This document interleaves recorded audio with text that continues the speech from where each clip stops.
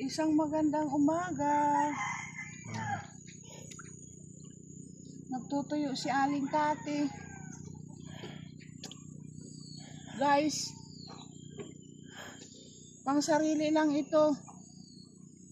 Ginawa ko kanina para hindi na bumili ng tuyo. Para makuha mang gusto mong timpla. Ito, nagtutuyo naman.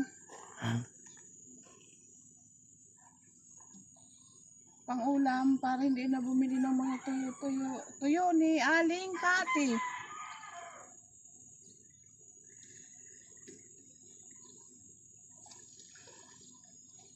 Kung sinong gustong kumain ng tuyo.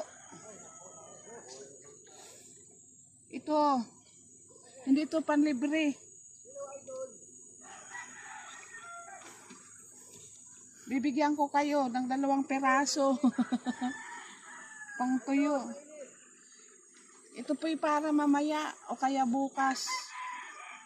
Pagkain namin. Thank you guys.